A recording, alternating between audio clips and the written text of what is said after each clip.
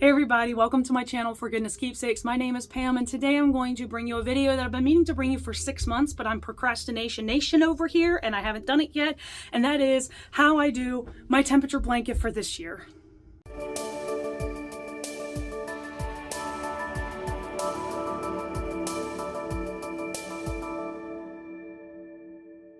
I apologize that it's taken way too long to do this video. I told everybody that I was going to show you how I was doing my blanket for this year. So this video is that.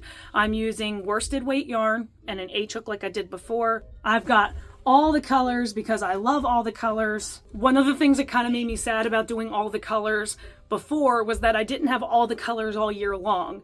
And so this, I'm not gonna lie, even though some of the colors are kind of funny in their combinations, this has been tickling my fancy in so many ways. So I've been really enjoying having so many colors. But without further ado, let me show you how I make my square. It's very similar to 2022, but basically with an added row and some more color changes. So this blanket is done with an H-hook. I'm still using the Clover or More, the hook that I wanted desperately to hate, but don't. And today, like we have for quite a while, we have 70s, 90s, a low of 75, a high of 97, which means I need my green and my orange. So if you've seen my other video, this part's pretty redundant and pretty much unnecessary because this is a standard granny square, but if you haven't, this is how I do at least the granny square part. I start with my low temperature color because I do low on the inside, high on the outside. Make a slip knot and chain 5.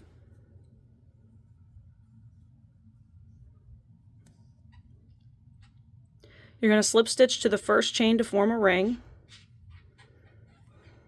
Slip. And you've got your ring. Now, from here we're going to be working into that ring. I do a chain 2 to count as my starting double crochet. Some do chain 3. So I'm going to do a chain 2. And going into this big old ring there, I'm going to do 2 double crochets because this chain 2 counts as my first. So there's the first double crochet and the second double crochet. Now we're going to chain 2. This is going to form a corner. We're going to go back into this ring again with 3 double crochets.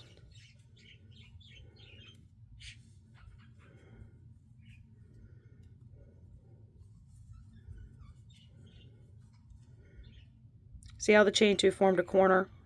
We're going to make another corner, so we're going to chain 2 again.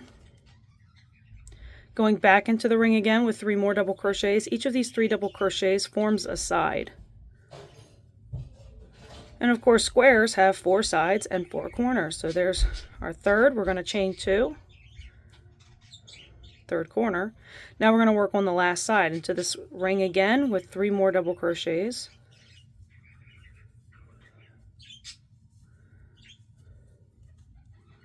We're going to chain 2. That forms our last and final corner. And we're going to slip stitch to the top of the chain 2. You'll see this here is the top of the first double crochet I made, but here's our chain 2. I'm just going to go right on in there and slip stitch. Now because I'm changing color, this is where I'll cut and knot it off. And no, I don't usually leave abundantly large tails. I'm just going to form a basic knot. There. And I'm going to lazily work over this tail, so I don't really care about that right now. My next color is this orange, because this is my color for 90s. So I'm going to make a slip knot with my second color, which has cat hair in it. Lovely. My cat likes to lay on my blanket during the day. And her cat hairs get everywhere, and I have rolled this thing with the lint roller, I don't know how many times, and I still find cat hair. Also, you're hearing a parakeet, and because I'm talking, he's talking. So I apologize for the parakeet sounds. I assume you can probably hear that because he's pretty loud. And I hope it's not too distracting for you. Hopefully it's like therapeutic bird sounds, not annoying bird sounds.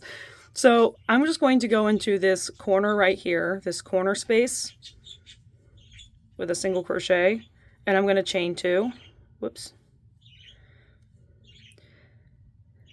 This is going to count kind of like as my first double crochet and a chain 1. And going into this next corner way over here, I'm going to put 3 double crochets into this corner space.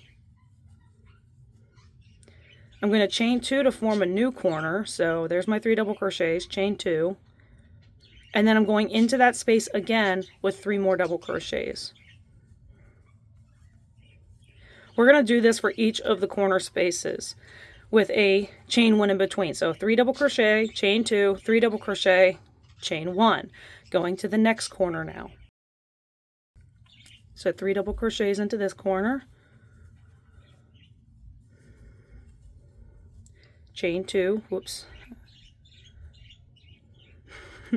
3 more double crochets.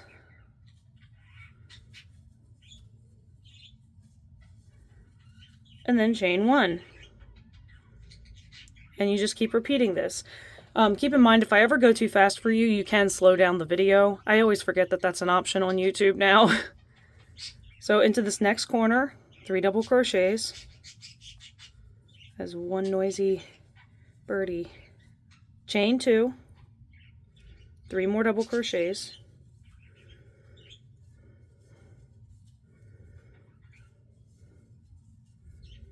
Chain 1.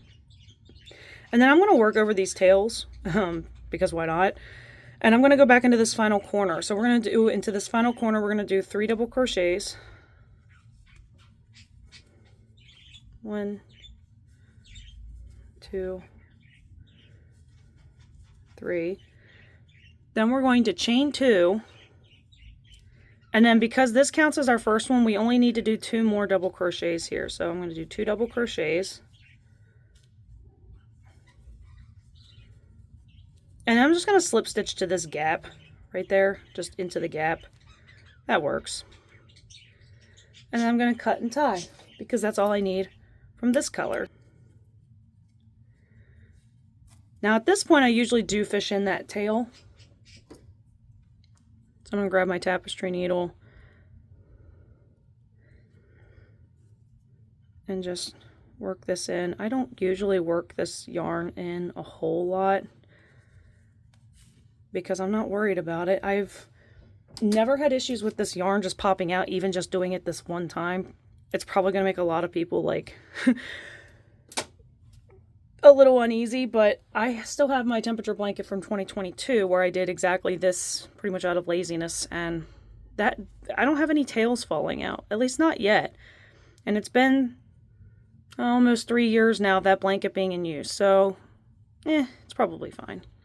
It's also for my own personal use. If I was doing this blanket for somebody else, I probably would be a little more mindful how I do those tails, but I don't much care. And honestly, if these tails ever came out excessively, I could just back the blanket, like just sew a backing onto the blanket. But I've never had this issue, so is that my hair? So now I'm going to work on the border, and for this I need my blanket to be back up within reach. I have it kind of folded in such a way that I can easily access this bottom here. Here's where I've left off. You can see we've had a lot of 70s, 90s, 70s, 90s, 70s, 90s, lots of 70s, 90s. Not my favorite color combo. I didn't really think this through when I did these colors. Like, I wasn't thinking about how, well, on days that we have 100 degrees, this looks like McDonald's and this looks like Christmas. This is 80s, 100s, 70s, 100s. And yeah, I've got McDonald's and Christmas on a hot day.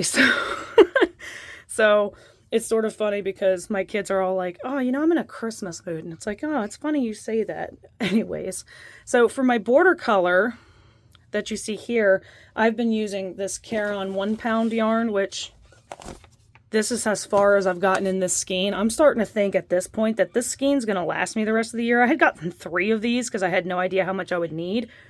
It's lasting me quite a while. And this stays off to the side because it doesn't fit in my basket, and also I use it every single day, so it stays here. So let me start by showing you how I go all the way around. So start by making a slip knot with your new color. I'm using this. What color is this? It's just off-white. It's literally called off-white. Thank you, Caron, for having a real name.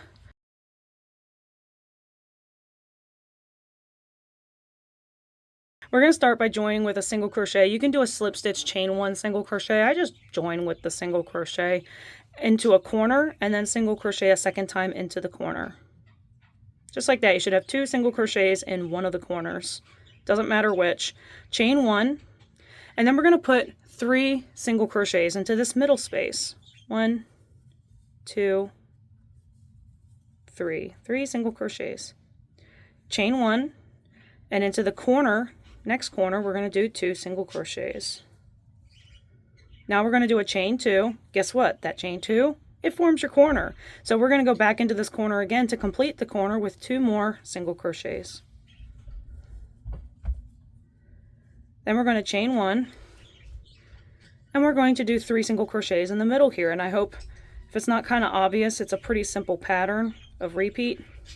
So 3 in the middle, chain 1, 2 single crochets into the corner, chain 2, 2 single crochets into the corner again, chain 1, 3 single crochets into the side, chain 1, 2 single crochets into the corner, chain 2. Your corners are pretty much always a chain 2 of some kind. 2 more single crochets, chain 1, 3 single crochets, chain 1. Now we're in the final corner where we've already done 2 single crochets, so into this corner you only need to do 2 single crochets, chain 2, and slip stitch to join to your first single crochet, and that's it. Isn't that pretty? So you might be wondering, well then how do you join? Because I don't sew. You could do this and then just cut and leave yourself a long enough tail and sew it on if that's your cup of tea. I loathe sewing. I am lazy. I will find every and any way out of sewing. And so if you are joining on one side, so this will be your first square, and any subsequent squares, you start your first row, you're going to be joining on one side, and you're going to keep joining one-sided joins until it's as wide as you want it to be, and then you start the next row with a one-sided join under your first square, but then you do two-sided joins to join from that point. So if you're doing a one-sided join, the nice part is that the pattern is the same, but when you get to the final side, so you've done your 2 single crochet, chain 1, you've done your 3 into the side, you've worked your first corner, your second corner, and you're at your third corner. At your third corner, you would do your 2 single crochets, and then you would join to, let's say this is my first square and it's by itself, you know, or whatever, or maybe it's the first of a row or something, and I want to join to one side. I'm going to imagine where I want it, however I want it, you know, whatever. I'm going to match my hook to the corner essentially that I'm trying to join, and I'm just going to go into this chain 2 space front to back. I'm going to grab the yarn, slip stitch, chain 1. I just realized you are way down there. Let me slide you down somewhere. There you go. And then 2 single crochet to finish this spot. Now, every time you have a chain 1, you're replacing that with some kind of join. So instead of a chain 1 here between the 2 single crochets here and the 3 here, we're going to go into this chain 1 space that's corresponding right there. It's hard to see, but it is there. Front to back, grab your yarn with a slip stitch. That slip stitch is replacing your chain 1, and then go immediately into your next space with 3 single crochets. Now the reason we do a slip stitch chain 1 here is because if you remember, each corner has 2 chains. One of those chains is replaced with a slip stitch, the other one is still a chain. So here I've done my 3. Now I've got a chain 1 I would normally do here. I'm going to replace that chain 1 with a slip stitch into this corresponding spot between these stitches on the border of the other square. Slip stitch, inserting your hook, always front to back, not back to front. And then you immediately go into this last space with the 2 single crochets. Then you insert your hook front to back in the final corner with a slip stitch, chain 1, and then you would just join. And that's how you join it on one side. Look at that. And it's very secure, like super secure. But my thing is I'm joining on 2 sides because I'm in the middle of my project. So to do a 2-sided join, once you've gotten your first row done and your first square of the next row done, more cat hair, you're then going to start doing 2-sided joins. And now if you're left-handed, and this is important note, because you're working this way, you would start down here, work your way up and over that way. Me being right-handed, I'm going to start here and work my way right to left because I'm right-handed. So you start on the side of your hand. If you're left-handed, you start at the very end of the left-hand side. If you're right-handed, you start at the end of the right-hand side, if that makes sense, because here's where you're joining. So left hand, right hand. Also, you have to start sooner than this. I'm going to unravel some more of my work. You're pretty much literally halfway through the square, right? So you do your first 2 single crochets, and just like with the one-sided join, we're going to replace one of these corner chains with a slip stitch to the corresponding space. I want this to be like this. See? Makes sense, right? So I'm going to insert my hook front to back into this corner, yarn over, slip, and then I'm going to do a chain 1. That's going to count as a chain 2. Slip stitch, chain 1 instead. Then I'm going to finish this corner with 2 single crochets. Now guess what we do next? Normally it would be a chain 1, but I'm joining. So I'm replacing that chain 1 with a slip stitch to the corresponding space. See, here's my 2 single crochets. There's the 3. Here's the gap in between. I'm going in the gap in between. Front to back, grab my yarn with a slip stitch, and immediately go into doing 3 single crochets in the middle here. Again, going into the next space, instead of doing a chain 1, I'm going to do a slip stitch in the corresponding space. And then 2 single crochets. Now, in this corner though, I just spat everywhere. In this corner, instead of doing a chain 2 or a slip stitch chain 1, we're actually going to do 2 slip stitches. We will not be working in the diagonal corner. Whenever you're doing joins like this, you want to work in the squares that you're working in. So we're working into this one and into this one. So we're going to join to this one and to this one. So we're going to go into this corner with a slip stitch here, inserting our hook front to back. There's 1. Now we're going to start this square. We're going to go into this corner, front to back, with a second slip stitch. That counts as our chain 2. So no more slip stitches, no more chains. And then we're going to finish this corner with 2 single crochets. This is a little bit funky. This corner is probably the weirdest part of the blanket to do, but it's actually not too terrible. It's pretty easy in my opinion, and definitely beats sewing. So again, we finish with the 2 single crochets. We're going to slip stitch now to the corresponding spot here instead of doing a chain 1, and work our 3 single crochets into the side here. And then instead of doing a chain 1, again, we're going to slip stitch to join. Then we're going to go into this last corner with 2 single crochets. And then because we only have to join to the one corner, we're going to do 1 slip stitch and then a chain 1. And then we're going to join to our first single crochet with a slip stitch. That's it. I'm going to tie this into a bit of a knot. And there you go. And I really like this a lot more than my 2022 in that normally I was just joining the squares, but having this extra row of border, besides giving it that cute cottage-y feel that I really love, sort of patchworky looking, it's also a lot sturdier of a join. Like when this blanket is pulled, I'll show you in a minute, when this blanket's pulled on, like it holds its shape really well. There's not quite as many gaps. Now, in my 2022 blanket, the gaps are actually pretty nice. They create like a lacy effect that I really enjoy, but I wanted a little bit more of a structurally more sound blanket, and that was one of the reasons I decided to do this. I cannot get this to go in to save my life. Get in there. In. So I'm just going to fish in my ends, kind of-ish. That one I will go 2 directions because it's so short. And that definitely holds. I've never had an issue with that. This one I'm going to untuck and just snip. And we call that more gooder. So there's my progress. There's my progress. And let me show you what my blanket actually... Come on, Angel. Goofy bird. Let me show... And then he goes right back to talking. Let me show you my progress. All right, let's see if I can fit all of this. Ignore the mess of my house. My house is a mess. See if I can fit my progress so far. So I really like the size this blanket's turning out. So here's the first 3 squares. I started with the first 3. It's really easy. It's nice because I can orient myself as to which way is upright. And like, look at these colors. Like, oh! And I like how this size is turning out too. I like how the size is turning out too, because this is the same size hook, the same weight yarn as my 2022 blanket, but the size difference just by adding that one extra row of single crochets is now more of pretty close to a twin size width. Might still end up being more of like almost like a cross between a throw and a twin. Does that even have a name?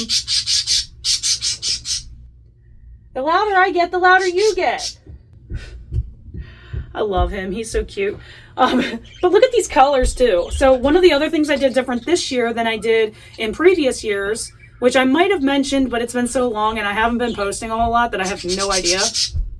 But if you haven't noticed from my color palette in my basket, I wanted colors all year long. And so I stuck to the paler colors for like the lighter, cooler temperatures. And then I switched to darker colors for the warmer temperatures so that all year long I would have all the colors. I am loving how this is turning out.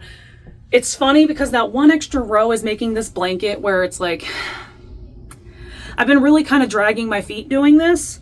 And I keep telling myself that next year I'm going to go back to doing a simple 2-row square because I really enjoyed how quick it was. The 2-row square would literally take me 4 minutes a day. And I highly recommend it if you struggle with committing, but you want to have like a blanket. It ends up being like a lap blanket, but seriously, 4 minutes a day. 4 minutes. And you can have a square done. You can literally listen to a song in 4 minutes. You can just be like, oh, what song do I feel like listening to today? And then just do your square and you're done. This one, because of that added row and because of the color changes, takes me closer to like 7 or 8 minutes. And I keep telling myself that I'm just going to go back to doing the 2-row, but then I keep finding new fun things I want to do. And I have to admit that even though I've been really dragging my feet with this project this year, been about 2 times where I fell slightly behind by a few days and had to catch up, but I'm like determined. The more I do it, the more I'm seeing all the colors come together, the more I love it. And so admittedly, I mean, I'm pretty happy with how it's turning out so far. I'm really excited to show you guys what it looks like when it's absolutely finished.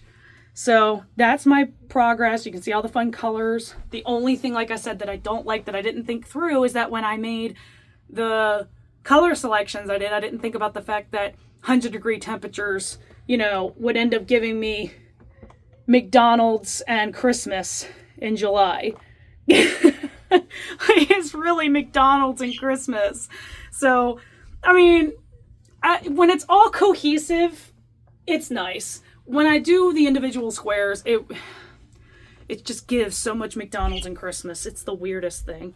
So actually, I'm going to fold it. I usually fold it in half lengthwise. And then because I'm working kind of in the middle, I kind of fold the sides in. But that way, I can leave it folded and I can, see where I've left off and I can lay it down like that. But you know what? Since you're here, let me show you who keeps yapping. This is Angel. Say hi. Angel's very uncomfortable and scared and relatively new to us. So still getting to know Angel. And Angel does have a friend and a much bigger cage in the living room. But now and then we separate them and spend some personal one-on-one time with them. But look, they're so pretty. Angel is, I'm assuming, a boy, but I have no idea. I also don't know much about parakeets. But yeah, this is Angel, who kept talking through the whole video. So yeah, that's all there is to my 2025 blanket so far. I'm really excited to be able to show you guys what it looks like finished. I apologize for the radio silence. Like, I've been pretty quiet across pretty much all platforms. I don't want to neglect this channel. There's ideas that I want to share with you guys. I just have to actually get myself, kick myself in the butt to actually do it. Like, I have a weird obsession with Nessie, and I want to make a Nessie plush. And if I make a Nessie plush, I'm going to write down how I do it. And then I'm probably going to show you guys how to do it. So that's on my to-do list. Now, I'm not keen on things like the Chanel yarn that a lot of people use. I don't like the way it falls apart. I don't like working with it. I find it cumbersome and annoying. I love the results. I'm just not crazy about it. I thought about using like that tube knit yarn. I don't know. I also have a really cute idea for like small gifts or something really fun for like a craft venue that I would like to make, because I've been working on stuff for a craft show that I've never done a craft show before. It's on my radar. I've been building up supplies and inventories. In fact, one of the things that I've been working on has been these cute little flower bookmarks that I really like. I think I shared how to do this on TikTok once upon a time. Super easy to do. They work up in like maybe 10 minutes. I actually have several of these in my Bible. I like using them, but it sort of cracks me up because they're flowers, but they're floppy. So it just reminds me of that kid that picks like dead flowers for their mom. And they're like, "Mommy, I got you flowers." And they're all like wilted and stuff. So if you guys want me to share that with you, I can. I also took the leaf from the Monstera plant that I've shared with you guys before and made it out of mercerized cotton yarn, the Lion Brand 24/7 specifically, and added a gold chain. Like, look how cute that is. So I've got a bunch of these. I've got a bunch of fern plants, which you guys have seen on my channel before, that I've made for the show. And there's a couple other ideas of things I want to make that I want to share with you guys because I think they are super cute ideas, things that might do well, especially mystery items. So I've got a couple ideas there I'm going to share with y'all. And when I get around to that, I will. Hopefully, I'm hoping that making this video is going to motivate me to actually do more. I find sometimes I just need to kick myself to get going, and then once I get rolling, it's easier. But I'm just haven't really been posting a whole lot at all just because I'm busy. It's just a lot. It's just a lot. So I hope you enjoyed this video. If you're working on a temperature blanket this year, let me know. And if you aren't, it's not too late to start considering a blanket for next year. Honestly, even just starting in the middle of the year, like do a July to July blanket, you know, whatever you want to do. But it's not too late to start planning. It's never too late to start planning. And one of the things actually I had thought about doing, speaking of planning, was I had seriously considered making my blanket next year, keeping it simple, doing like a lap type blanket, but using a really quality locally sourced wool yarn. I have a local store now. Maybe one of these days I'll bring you guys to it because like it's just super, super cute. Like it is literally like if I had a dream shop that I could own with like sheep and yarn that I spun and this, like it is literally like this lady is living my dream. So it's super, super cute, and maybe I'll take you guys there. I think they have an online presence. I'll have to confirm. If they do, I'll definitely like take you guys there. I'll make a video about it because it's super cute. And I had thought about sourcing my yarn from there, but the thing is wool yarn is stupid expensive, and I'm stupid poor. So one of those things where I would have to be investing bits and pieces here and there to get the yarn that I need. So I might go periodically and pick out a couple colors for my next year's blanket if I can get around to that, because I already kind of forgot about that until literally just now. But again, also it's a lot easier to buy like $50 of wool yarn here and there than it is to go and drop like $600 all at once, you know? Speaking of which, you know, thank you if you've watched this far, if you've watched this video, thank you so, so much. Stuff like this is why I can afford these kinds of projects, you know, speaking of being poor. And I'm not destitute by any means. God has always been providing for us, and this channel is one means in which he does that. And full transparency, if I didn't post a video, I was going to lose monetization, which the monetization from this channel, albeit not much, is helping me do projects like these. So I kicked myself in the butt, made this video, which I told you guys I was going to make anyways to show you how I'm doing my blanket for this year. I hope you enjoyed it, and really, truly thank you for watching because it helps me out tons. I super duper appreciate it. And this is the money that kind of goes back into these exact projects that I can then bring to you. So thank you so, so much for watching. If you enjoy crochet content, especially for beginners, go ahead and subscribe. I want to try to make more beginner-friendly videos. That hat video that I've been saying on TikTok over and over again that I'm going to make, like a beginner's hat video, that's my next plan that I'm going to be posting. So if that kind of thing interests you, go ahead and subscribe. That way you can know when I post that video. Amongst other things, I'm hoping to make a Nessie. I really want to make a Nessie. So I have weird interests, okay? I like opossums, I like Nessie, I like sunflowers, I like all the colors. I'm a weird person, what can I say? So thank you so much for watching again. I think I said that like 5 times. But seriously, thank you so much for watching. I hope all of you have a blessed day.